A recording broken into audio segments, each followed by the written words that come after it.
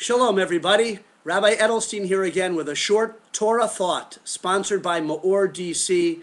MEORDC.com is our website. Check it out and learn about the programs we offer at George Washington University and elsewhere around DC.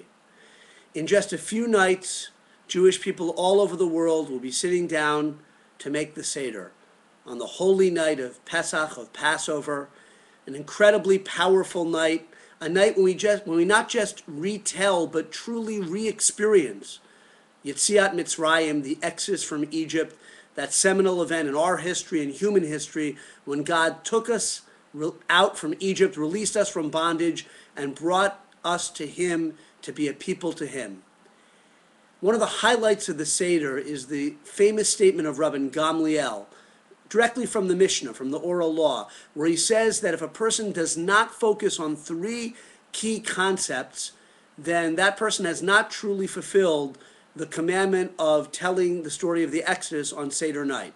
What are those three concepts? Pesach, Matzah, and MEOR. The latter two we eat nowadays. The first one we don't eat anymore, but we used to eat when the temple stood. What was the Pesach? That was the name of the offering, the Paschal Lamb, the Passover offering. What's its significance? As the Haggadah says, because God passed over the Jewish people's homes in Egypt when He struck down the firstborn, the 10th and final plague.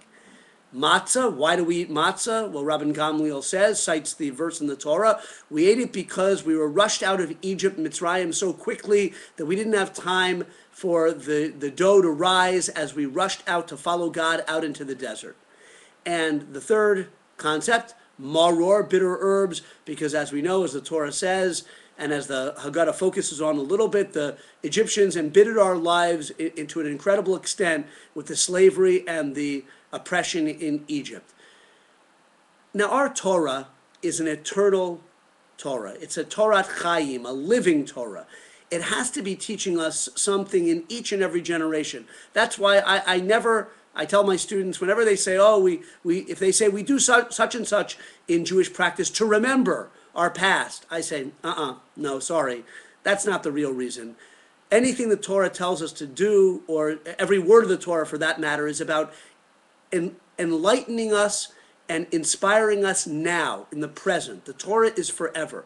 So if Rabbi Gamliel teaches that we have to mention Pesach, Matzah, and MEOR at the Seder and discuss them, it's because each one of them embodies an eternal concept that's important for every Jewish person to think about. So here's one idea. I'm sure there are many ideas, but here's one idea to think about these three concepts. Pesach. What does Pesach represent? God passed over the Jewish homes. In other words, that's the concept of hashgacha pratis, of divine providence, God's exact providence. He's in charge of this world. And moreover, the Pesach offering represents God's special love for the Jewish people. He passed over our houses, sparing us from the death of the firstborn and taking us out to be a people unto Him, truly the whole purpose of the Exodus.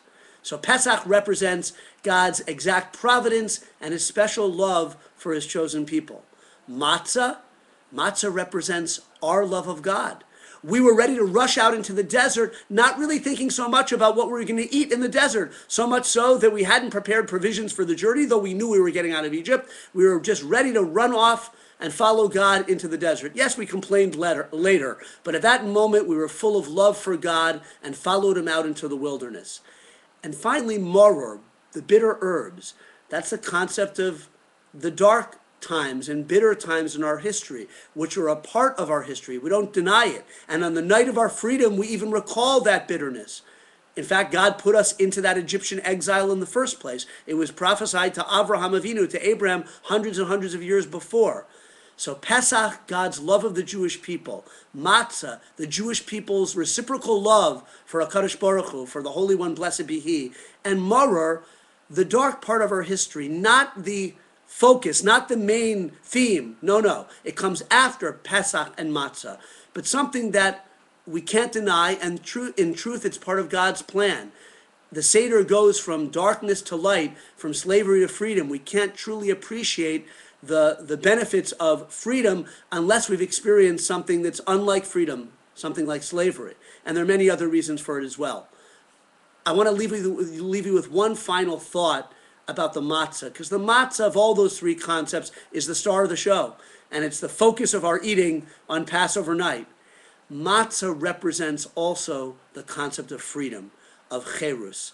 And obviously that's embodied in what Rabbi Gamliel says, that we ran out to freedom with the matzah on our shoulders, literally.